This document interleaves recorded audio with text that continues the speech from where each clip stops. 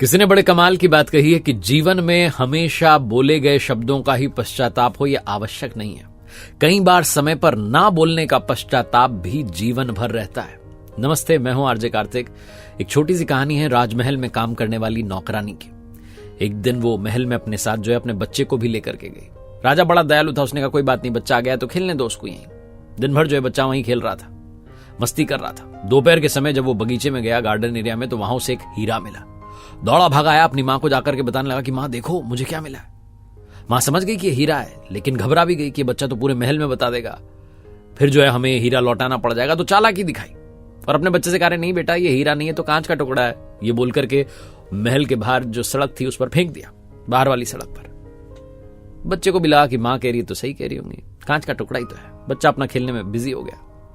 बच्चे के दिमाग से वो याददाश्त मिट गई। उसने कहा छोड़ो, अब क्या बताना, कांच का टुकड़ा मिला।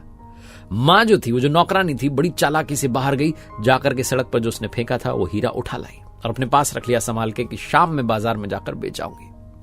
शाम में जब ये घर पहुंचे तो बच्चे को घर पर ही छोड़ करके वापस बाजार में आई और दौड़ी भागी सुनार की दुकान में पहुंची। जाकर के कहा कि देखो मुझे क्या मिला है, अब बताओ इसके कितने पैसे मुझे मिलेंगे। सुनार जो था उसके मन में भी लालच आ गया। उसने कहा अच्छा, हीरा लेकर के आई और मुझसे कह रही है कितने रुपए, इसको क्या पता होगा हीरा क्या होता है, क्या होता है कांच।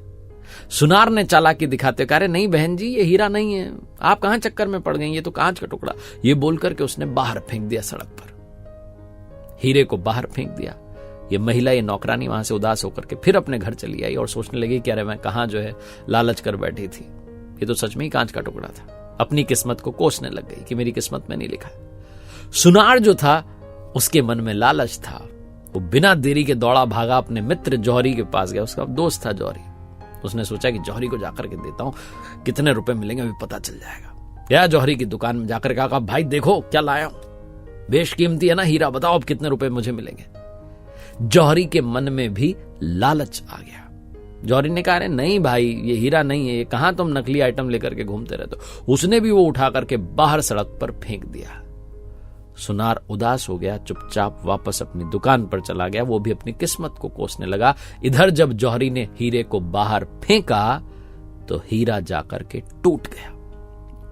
एक आदमी वहीं पास में खड़ा था, वो ये सब देख रहा था। उसने हीरे से कहा भाई एक बात बताओ, तुम तीसरी बार में जाकर के टूटे हो, इससे पहले तुम्हें 2 बार फेंका गया तब तुम नहीं टूटे, ऐसा क्यों? हीरे ने जो कहा वो कहानी का सार है। हीरे ने कहा भाई पहली बार जिसने मुझे फेंका उसे पता नहीं था मैं कौन हूं, असली नकली की उसे पहचान ही नहीं, उसने फेंक दिया, कोई बात नहीं। दूसरी बार जिसने फेंका उसे भी मेरी असली पहचान पता नहीं थी, लेकिन तीसरी बार जिसने मुझे फेंका वो तो जौहरी है, मेरा अपना है। उसने ही जब मुझे फेंक दिया तो मेरा टूटना निश्चित था। जब मेरा अपना ही मेरी कद्र नहीं कर रहा तो मैं क्या करूं? मैं खुद को संभाल नहीं पाया और टूट गया, बिखर गया। छोटी सी कहानी हम इंसानों पर लागू होती है। हम इंसानों की भी जब हमारा कोई अपना कद्र नहीं करता तो हम ऐसे ही बिखर जाते हैं, टूट जाते हैं। छोटी सी कहानी सिखाती है कि जीवन में किसी की टांग खींचने की बजाय उसका हाथ खींचिए, उसका साथ दीजिए, उसका हौसला बढ़ाइए, आत्मविश्वास बढ़ाइए। हम हमेशा नेगेटिव बोलते हैं और सामने वाले को डाउन करते चले जाते हैं।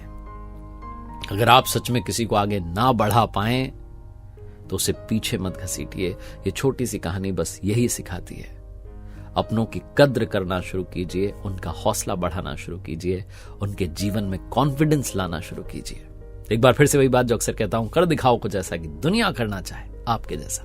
याद रखिए हर सोमवार सुबह 9:30 बजे मेरे साथ देखिए एक नई कहानी और मेरी वेबसाइट rjkartik.in, जहां कुछ कोर्सेज हैं, उम्मीद है आपके काम आएंगे, आपकी लाइफ को ट्रांसफॉर्म करेंगे। साथ ही मेरी पहली बुक कर दिखाओ कुछ ऐसा को इतना सारा प्यार देने के लिए धन्यवाद।